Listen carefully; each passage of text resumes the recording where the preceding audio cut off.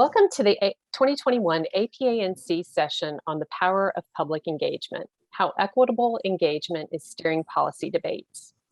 We're excited to share with you stories from 3 communities that used engagement to steer policy discussions on critical planning topics that resulted in productive and positive outcomes. But first, a little bit about us. Trey Akers is a design-oriented planner with 15 years experience encompassing a broad skill set that includes work in the private, public, and nonprofit sectors. Since 2015, he's been with the Town of Davidson Planning Department, where he served as the project manager for a number of initiatives, including the 2016 Rural Area Plan and the 2020 Davidson Comprehensive Plan. He's an alum of Davidson College and UNC Chapel Hill's Department of City and Regional Planning. Welcome, Trey. Terry Nolan joined Wake County as a senior planner in March 2018. She works on a variety of long-range planning issues, including the development of Wake County's comprehensive plan, Plan Wake.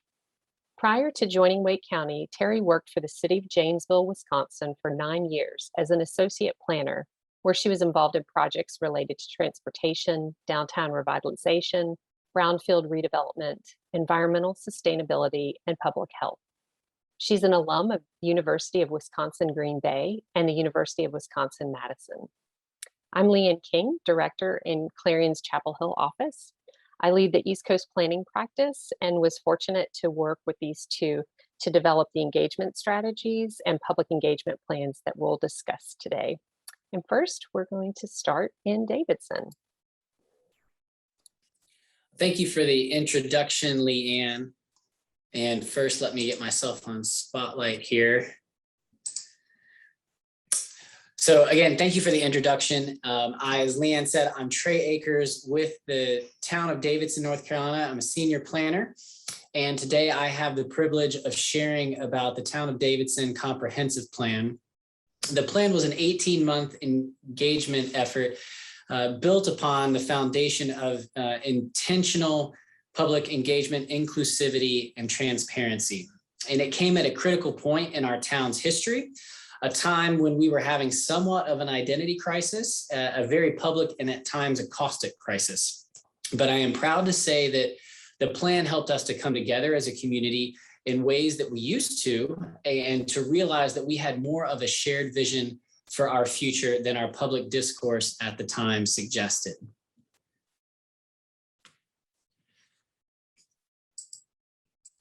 So we're grateful for the team that helped us through it. Credit is due to Leanne for her enduring poise and to Clarion for their dedicated support, as well as Planning Next, who played a large role in helping us set up and execute an engagement campaign that was highly effective. In terms of where we're headed, it's hard to fit all our war stories into a 15-minute presentation. And so I consider this the beginning of our conversation. And if you'd like to learn more about the plan, I'd be more than happy to follow up with you afterwards.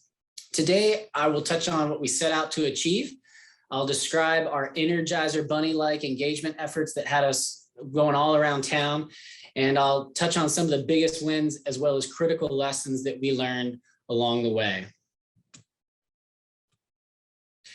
For those of you that may not know Davidson, it's a small college town about 20 miles north of Charlotte. It has a strong planning history that largely began in the 1990s. And over the years, it has endeavored to be on the leading edge of planning in terms of smart growth, conservation, urban design, mobility, and public engagement, among other topics.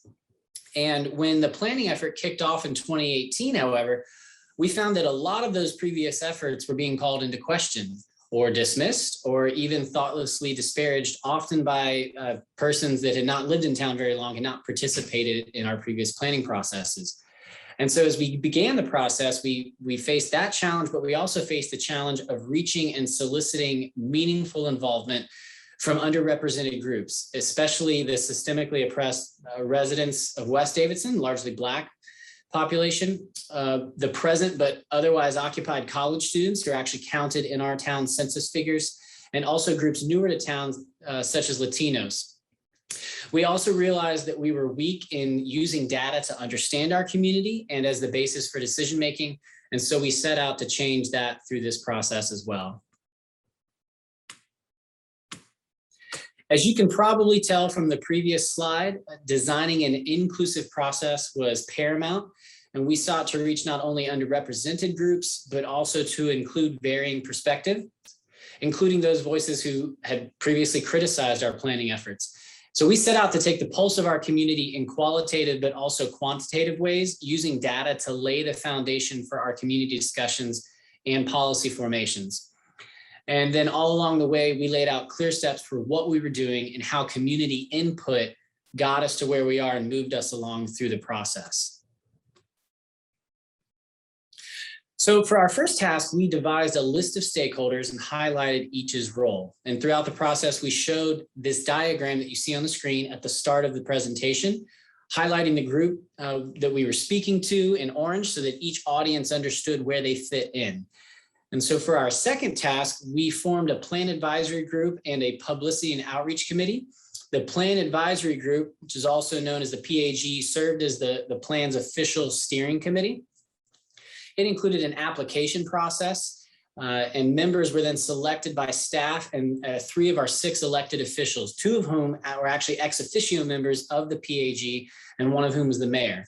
And we did this intentionally to solicit early involvement and consistent ownership throughout the process from those who would actually be the ultimate decision makers for the plan.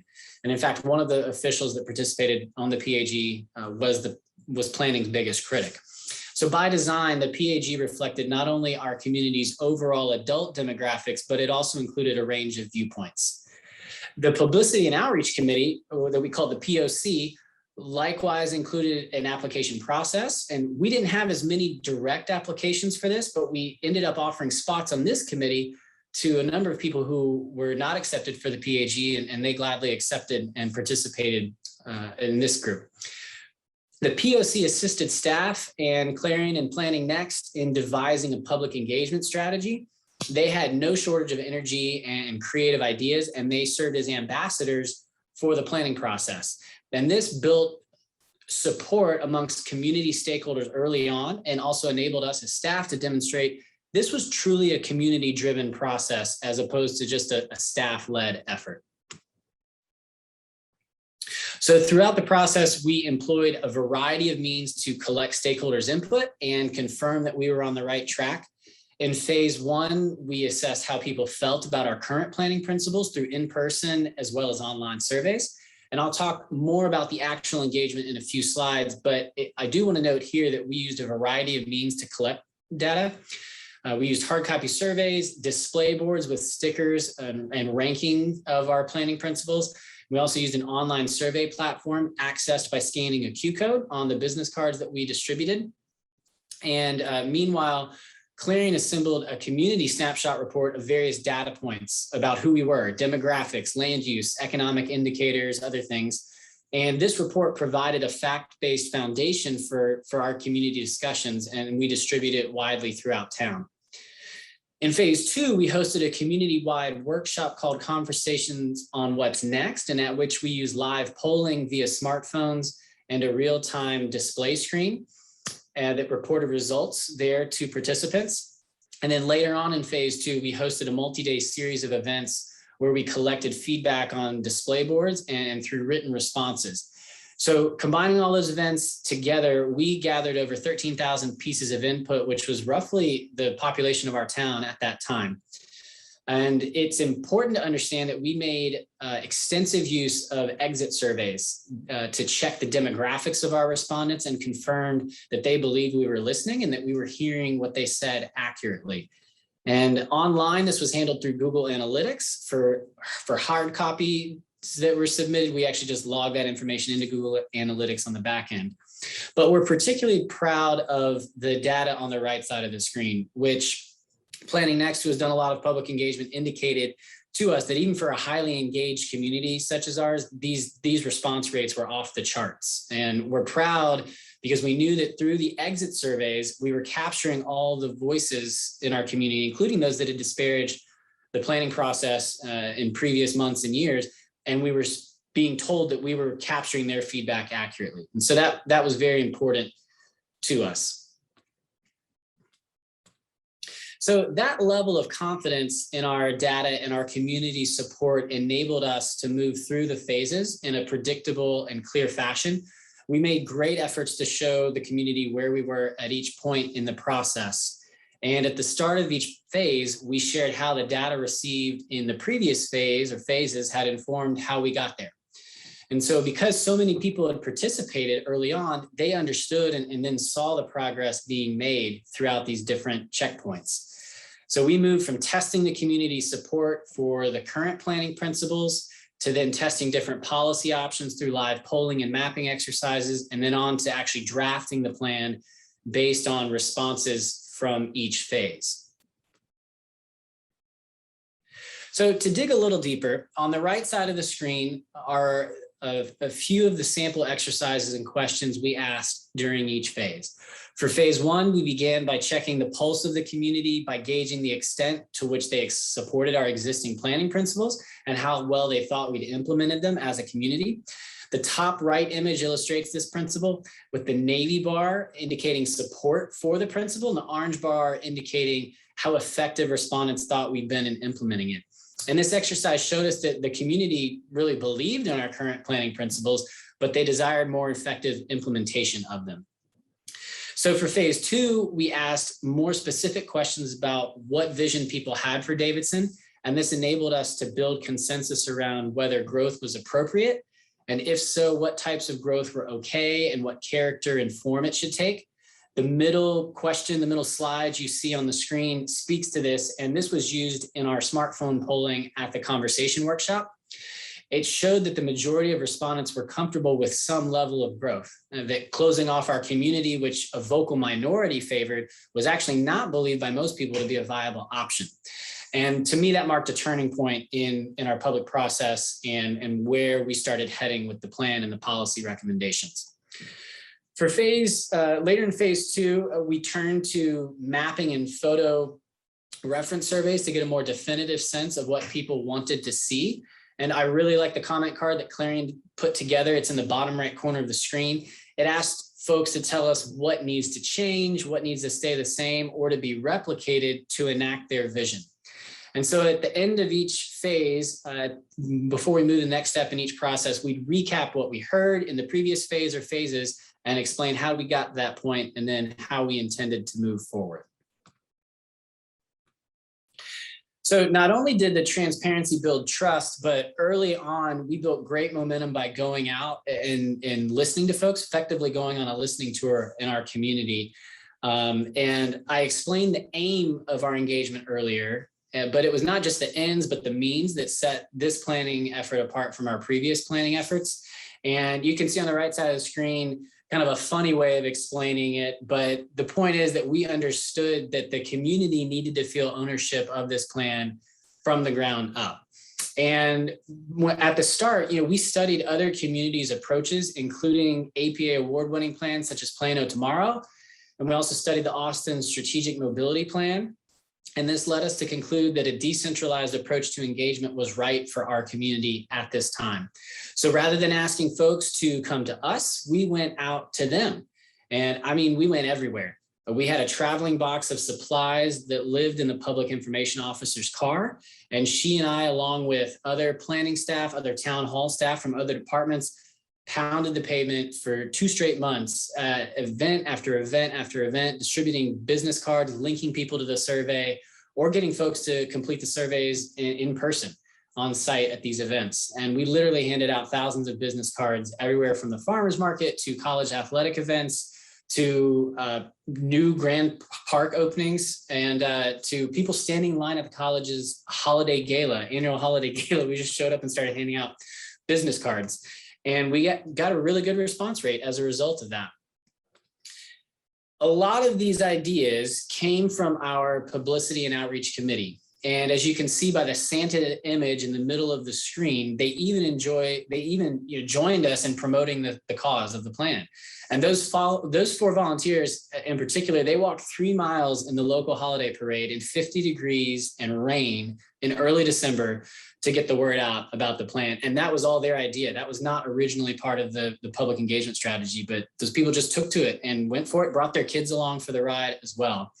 In the top right corner, you can see that we also co-opted the college scoreboard at a basketball game to advertise the survey. And so in the span of, I don't know what it was, 10, 15, maybe 30 seconds, we reached thousands of people with the advertisement for the survey and a link to the survey. And we really enjoyed that moment and getting out into the community that way. We were also on hand at the game. So the purpose of these events was to get the word out, generate interest and participation in the surveys, and eventually feed into larger community workshops that we also held away from Town Hall, generally at neutral sites across our community.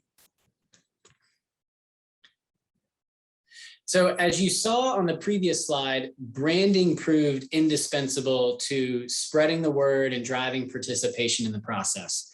And using staff's knowledge of the community, Clarion and Planning Next led us in developing a tagline and a logo, the draft and final versions of which you see on the screen.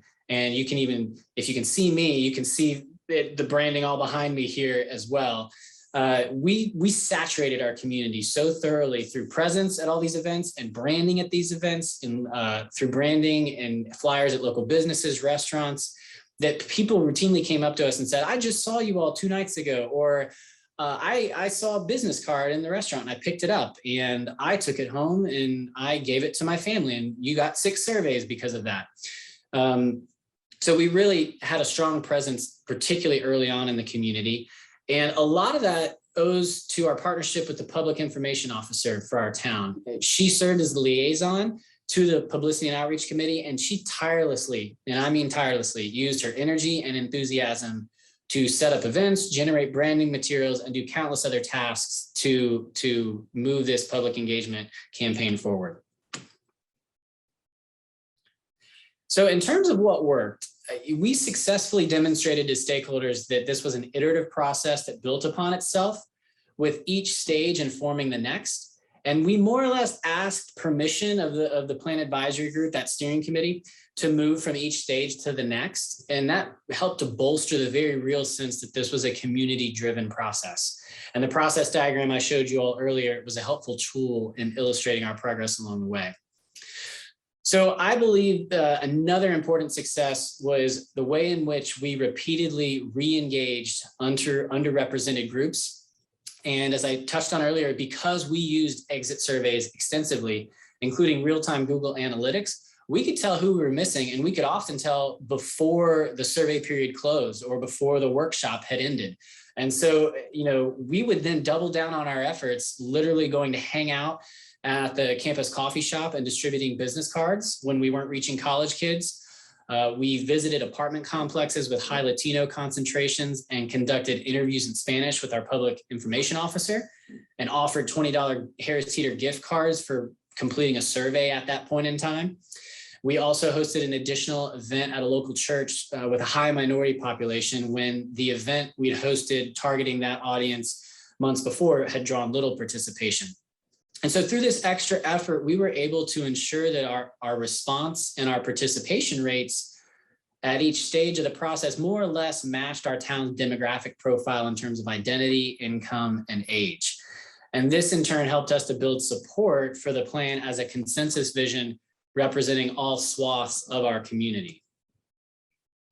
So as I just touched on, we learned that successfully reaching groups, different groups, requires innovative and novel approaches.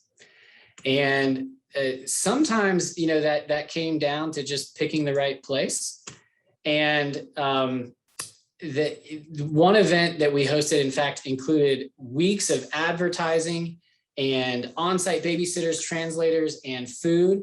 And it turns out that the community center where it was held, which was in the middle of a minority neighborhood, was actually not a venue that was trusted among minorities. And they were our target audience for that meeting. So we booked a whole gym and we had 7 people or so show up. And it was, relative to some of our other events, kind of a sleepy affair. And so choosing the right place is key.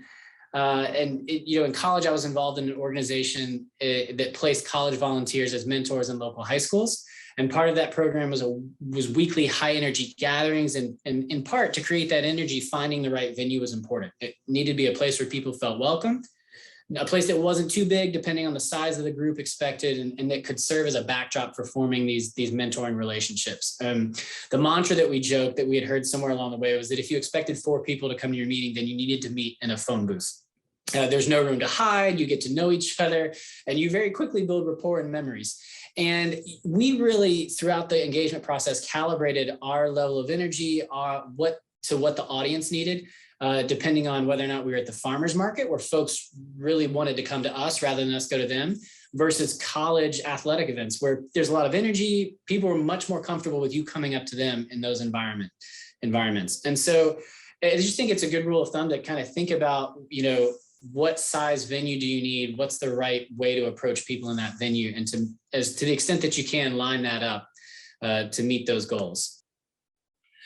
And so as I close out here, I want to get back to the basics, so to speak. And we've covered what for us were a lot of novel approaches, the use of data, maybe some more sophisticated things than we'd done in the past. But to bring it back down, one of the critical lessons we learned is the importance of having some sort of food at any gathering, really, if you can manage it. And I can't underestimate the importance of that. I mean, even when we were out doing these decentralized engagement events and we had a table or in a tent set up, we had mints on the table, and we often use those to attract the children to the table. And then we would get the adults to the table, their parents, and be able to hand out business cards or get them and the children to take the surveys right there.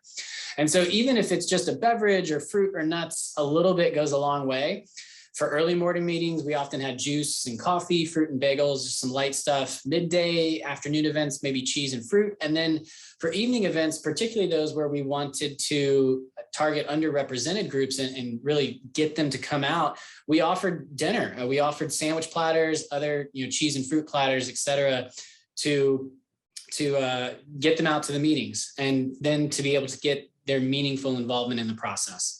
And, when I stop and think about it, food signals a number of different things. It signals professionalism and taking care of the details, hospitality and sharing resources, and empathy in providing for someone else's needs. And it also has the added benefit of keeping staff from getting hangry while they're working as well, if that situation arises. But more importantly, it helps us to connect with each other. And from my personal opinion, no one better illustrates this than Coach Ted Lasso and his famous biscuits with the boss approach. And so, look, I know this is a comedy, but if you look at it closely, there's a lot of depth and purpose to the writing of the show. And biscuits with the boss, in my mind, shows what true engagement is. It's the opportunity to listen, learn, and build relationships with others, perhaps realizing that we have more in common than we thought. And for a divided community like Davidson in 2018, community-based engagement and planning was part of the effort that enabled us to connect, to build those relationships, to heal relationships, and to move forward from what had become a divided rut of discourse and into a better place. And so thank you for giving me the chance to share about the 2020 Davidson Comprehensive Plan. And at this point, I will turn it over to Terry, and she'll share her experiences about Plan Wake.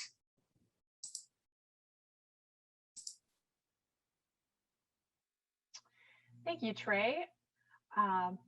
I think there will be some similarities between Davidson's story and Wake County's story. Definitely saw some themes there emerging. First, I wanted to thank Leanne and her team from Clarion for their partnership on this project. They did a great job of listening and working alongside of county staff as we navigated this process.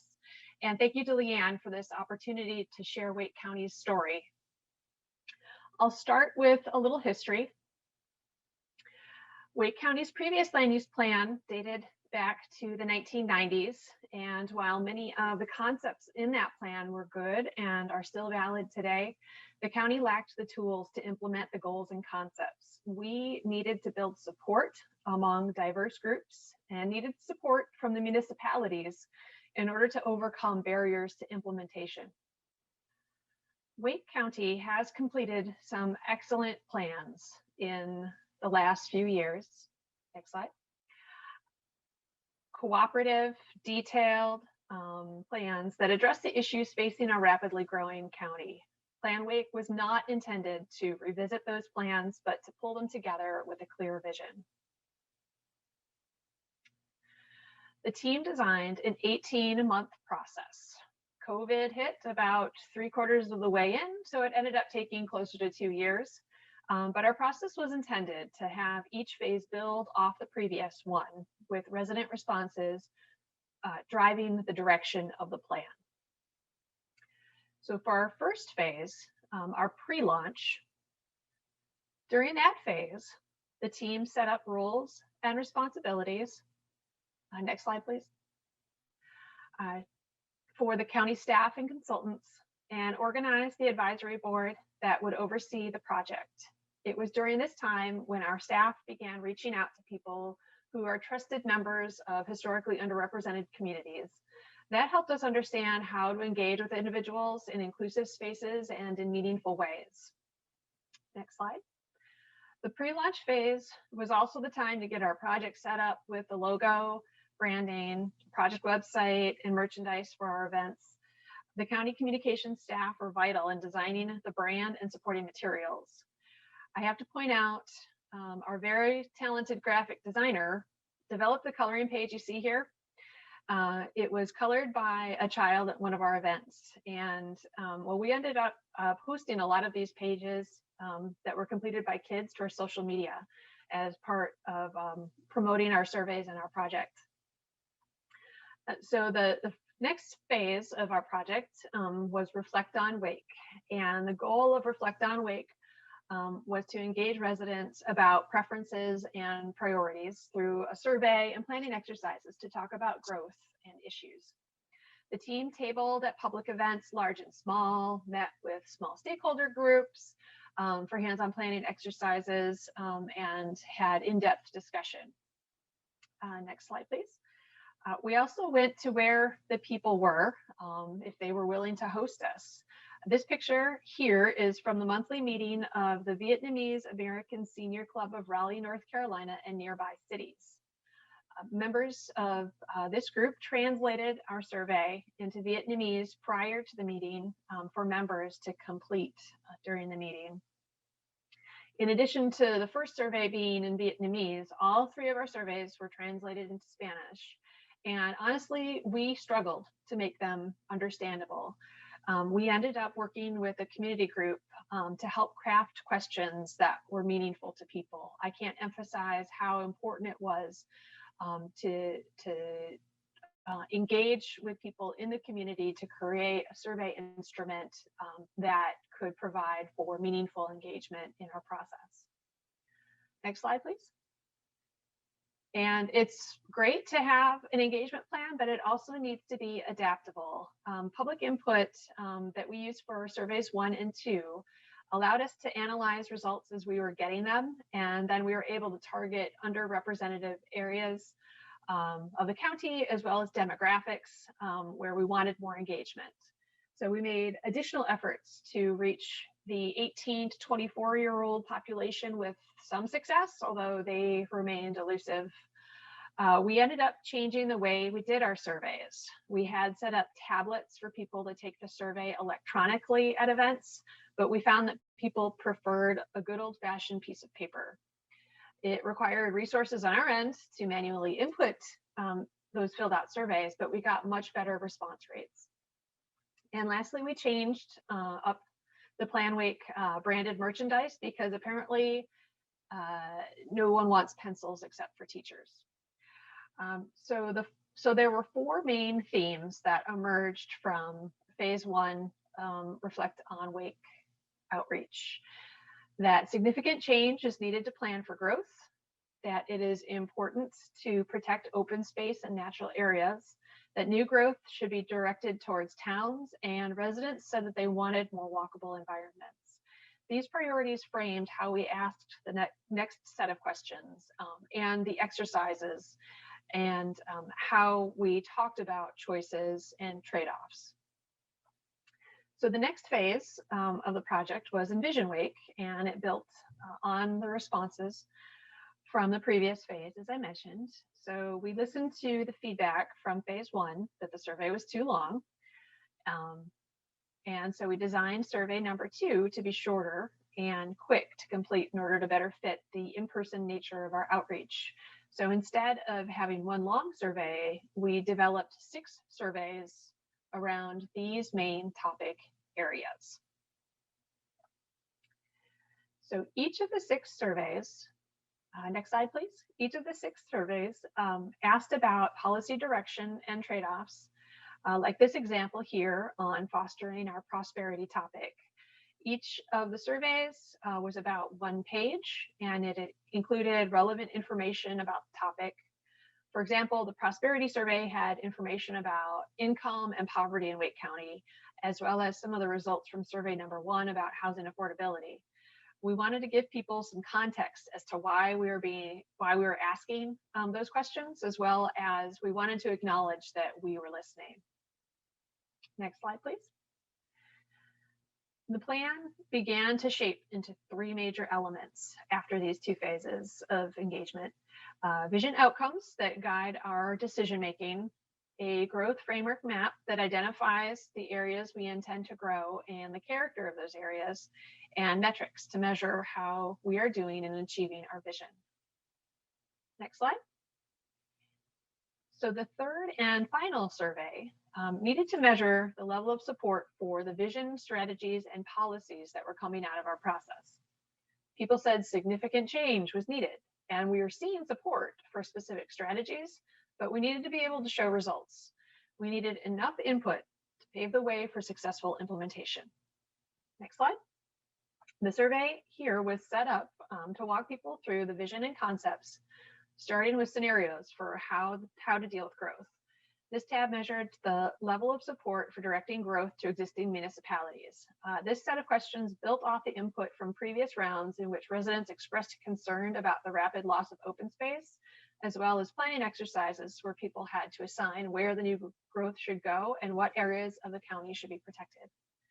Next slide. The next tab asked about strategies for achieving a different growth pattern, such as having higher densities at highway interchanges. Again, building off the planning exercise we did with several stakeholder groups where people generally felt comfortable with assigning new growth to highway interchanges.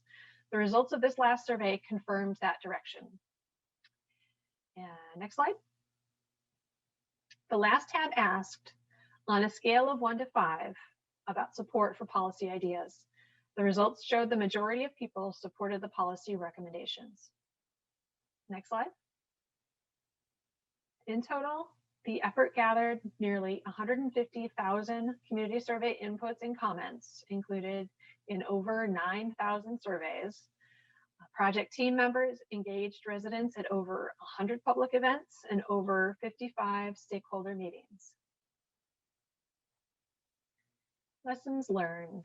I have basically 3 lessons I want to impart on others. First, I highly recommend having staff from multiple departments on the project team. It was very helpful to have our communications people who could de-jargon our materials and help us put our questions into plain language. Our ability to adapt during this process was key to its success. I mentioned switching to shorter paper surveys, but also making the effort early on to build trust with communities that are traditionally underrepresented helped when it came time for us to engage them with our planning surveys and our discussion. And lastly, and we could do a whole separate session on how to bring along your elected officials during a planning effort, but meeting with our Wake County board members repeatedly throughout the process had several benefits. Meeting one-on-one or in small groups, we were able to talk about potential controversial issues that were coming up and either get guidance from them or at least prepare them for any pushback they might start seeing. We could also then get direction on who they wanted us to talk to and engage with, as well as what else they wanted us to address in the planning project. So we adopted Plan Wake in April of this year, And we continue to engage with our stakeholder groups now that we are in our implementation phase, and so far so good, but we shall see. So I will turn it over to Leanne. Great. Thank you both so much. It was really a pleasure to get to work on both of those projects. We're really happy to see them rolling into the implementation stages now. So now we're going to move to a very old community, one of the oldest in the nation, James City County, Virginia, to learn about the Engage 2045 comprehensive planning process that focused on reaffirming and adjusting the county's priorities. James City County is located east of Richmond, Virginia, and tucked around the western side of historic Williamsburg in the Hampton Roads region. Some people call it the Tidewater region due to its close proximity to the Chesapeake Bay and the tidewaters that flow from it. It's really beautiful and very green community with lots of water surrounding it. The historic Jamestown settlement is located in James City County, and in 2007, the county celebrated really the country celebrated the 400th anniversary of the first permanent English settlement in America. So very historic community.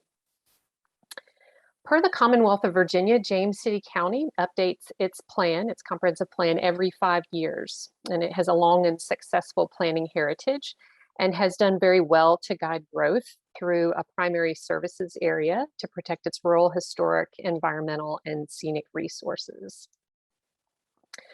With the decline in historic tourism over the last decade, with increasing housing prices, a strong demand for growth that comes from having a high quality community, including a great school system, and a significant source water challenge, the county was at a critical juncture when it started the update to its comprehensive plan in 2019. The process was kicked off with the initiation of the Community Participation Team, also known as the CPT. This is a 10-member group with the charge of helping to guide all public engagement efforts for the planning initiative, including branding, outreach strategies, publicity, engagement activities, and reporting on what was heard and learned through the process. They really worked between staff and the Planning Commission working group that was really entrusted with the policy development of the plan. And shown here is the CPT exercise to identify key words that they wanted residents to envision when they thought about the planning process. And several of the themes from that exercise, future, participation, listening, and inclusion, were used as the inspiration for developing the plan branding. Engage 2045, share your ideas, shape our community. The CPT also developed a set of 7 public engagement objectives that were used to evaluate each of the rounds of public engagement to see where the effort achieved the objectives and where it fell short. And this is one of the tools that I would highly recommend other communities develop, because it's important to have an intentional set of guiding principles, if you will, at the start of your engagement process that you can continually pull back up and kind of evaluate how well you're doing in places that you might need to improve. This opportunity to reflect at the end of each round was leveraged to improve engagement efforts for the next round. So I think it was very intentional in terms of how the CPT really used the objectives in the effort. And with the name, the county began the process in 2019 to develop its new comprehensive plan. The approach to the update included a 5-phase process connected through 4 rounds of public engagement. And those rounds were listening and envisioning, part 1. Part 2 is exploring and testing. 3 was deciding and affirming, and 4 was planning and implementing.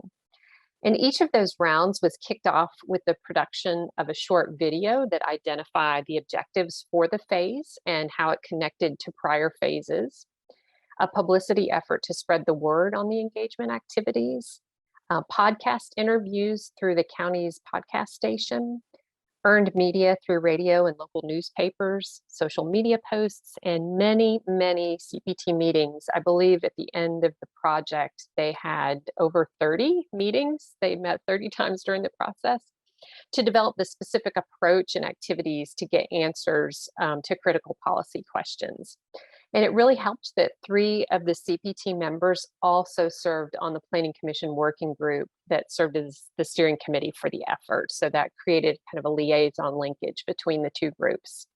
And I'll share some of the highlights from each of the 4 rounds of engagement and some of our lessons learned. So the county took a unique approach to engagement that first established a baseline understanding for residents' aspirations and concerns for the future by conducting a professional community survey. The results from the survey were actually available a few months before the process even started, and they really served as an anchor input that all the other engagement efforts were compared against to make sure the input was all lining up. In this sense, the process was very cumulative and was constantly reaffirming and building upon the prior round of engagement. Having a statistically significant survey was critical for supporting several key issues, and leaders and residents really looked to those results from the survey to help guide policy decision-making throughout the process. Here you see 5 critical gaps identified through the survey. These are the issues that the community felt were very important, but for which there could be more done to really satisfy resident concerns. So for example, the first one, affordable housing, 83% of respondents to the survey said that this was a very important community topic to be addressing, but they were only 50% satisfied with where that issue was being addressed in the county at the time of the survey. So these 5 issues were some of the critical topics that we really focused on in the planning effort. Building off that survey, the planning team hosted a summit on the future that included a hybrid meeting where community members met simultaneously at 6 locations, 1 in each of the 5 magisterial districts and 1 at the government center. And they connected via simulcast with virtual participants remoting in from home or wherever they were sitting. A presentation, an online polling exercise, and station activities, both in person and virtual, were conducted. As you can imagine, it was a heavy lift to get live hybrid meeting in 6 locations. And this was actually before the pandemic. So we weren't forced to do it this way. What the planning team learned from this effort is that most of the feedback was achieved online, and maybe we didn't need to have as many in-person participant options available. That might not be true for all communities, but that was just the lesson learned here in James City County. So the feedback from that round 1 was evaluated and compared to the results of the survey, and the CPT developed 5 primary public engagement themes from that effort. And those themes served as the framework for all the planning work that followed. They also served as the vision components in the comprehensive plan, really creating a bread trail from public engagement to vision to policies and actions. So for round 2, exploring and testing, we had the onset of a global pandemic, and we really had to kind of shift gears in terms of how we were going to conduct engagement. Everything was intended to be, of course, in person at that point, but we had to figure out a different way to do it and try to stay on schedule. So instead of doing instead of doing an in-person assembly, we did an in-person virtual assembly via webinar, and we had a set of 2 online questionnaires that participants could complete. We used the 5 public engagement themes, now called the public input priorities, to develop and test 2 future growth scenarios for the county and evaluate the currently adopted plan goals in context of the new priorities. So similar to Davidson, where we tested the planning principles that were in the currently adopted plan, in James City County, we did the same with the goals in the plan. And that effort really helped shape the updates to the future land use map for the county and the evolution of the county goals that were included in the comprehensive plan. In keeping with the objectives set out by the CPT, the reporting out on the inputs provided each round was really critical, and it helped to maintain a process that was focused on valuing those inputs received and responding to the feedback through policy guidance and identification of new plan actions and policies. This example shows that the majority of participants, nearly 79%, supported the goal in the currently adopted plan, and they didn't really want to request changes. One of the things that we talked about through the CPT was that that did leave the opportunity to kind of improve and enhance based on other feedback. So the goal was ultimately tweaked slightly, but in general, the direction of the goal was not changed.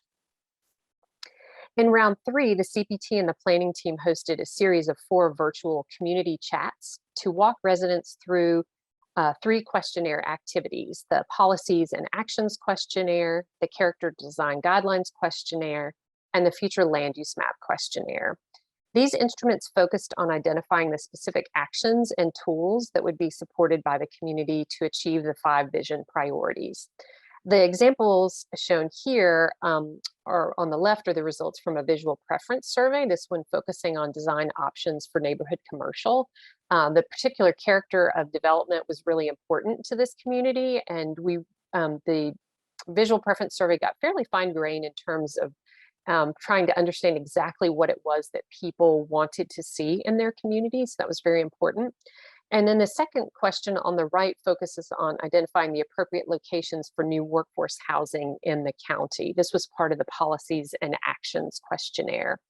We really tried to drill down a little bit deeper to get some good guidance from the community about their willingness to support some different policy directions and action strategies. The round 3 report was cumulative in nature and included an assessment of the citizen survey and the previous 2 rounds to build the case for consensus around certain planning priorities. Key among these were the reduction of zoning densities outside the primary services area, which had been a hard-fought battle that wasn't won in previous planning efforts. So it was similar to Wake County, it was kind of coming up again. The implementation was hard. This approach that focused on the data from engagement and what those findings told the county helped to create a strong justification for making some hard policy and implementation choices that have so far survived the public adoption process to date. The plan itself is scheduled for adoption in late October of 2021. Throughout the process, the CPT tracked who they heard from and how representative those voices were to the county's population. By comparing the aggregate results of sociodemographic questions posed to participants and comparing those to ACS data, we could identify the gaps in representation. What challenged this effort is that we provided an option for people to opt out. We wanted to be a little bit more flexible to folks, particularly with respect to race and ethnicity, and also gender if they weren't comfortable responding. And it challenged the effort to identify representation because, as you can see on the screen, in some instances, nearly 20% of respondents actually chose the "I prefer not to answer" selection. I think it is nice to offer that to folks, but I think in this 3rd round of engagement, we probably had the highest number of people select that. I'm not sure we would have maintained that choice during the whole course of the project and all the questionnaires if we'd seen that many people selecting that choice in the beginning surveys. So a couple of critical lessons learned from the Engage 2045 engagement process. In-person opportunities were really important, but more and more people want to participate remotely. And with the pandemic, of course, we had to switch to remote for safety and health reasons for a period of time. But even before then, we realized, and I've seen this in other communities as well, that people are really wanting to provide their input remotely, and sometimes not live during the meeting itself. If you're holding a workshop, a lot of times they want to do it for, sometime in a week or 2 after that. So that's one thing that we've encouraged communities to do, is think about having that window of time that's more flexible for people to respond. Second lesson learned here was, even with a lot of resources, competing for engagement during a divisive national election and pandemic was really, really challenging. I mean, it was just really hard to get past all that noise and get people to pay attention to this process. Hopefully there won't be quite such a time in the future when communities are trying to engage in planning processes, but that was really tough last year, and it was hard to get attention, even with the publicity and outreach committee doing everything they could to get attention. It was challenging. Cumulative approach that we took, that was guided by a clear framework of priorities, allowed the planning commissioners and the board of supervisors to really focus on the nuance of policy because they were confident in the big picture vision and goals. Those 5 priorities were really established early in the process and maintained throughout. And so people felt very comfortable at kind of the higher level vision and goal structure and could really focus on the nuts and bolts of the plan. And then lastly, when we were trying out new approaches, because we were forced to do it on the fly, some of them didn't always resonate with participants. I mentioned in part 3, or round 3 that we did for community chats, we didn't get the greatest attendance of those. So it was good to have some other options that some may not embrace. And fortunately, we still got good responses through the 3 questionnaires that we posted, but people didn't necessarily want to join a community chat at that time. So at this point in time, we would be more than happy to take any additional questions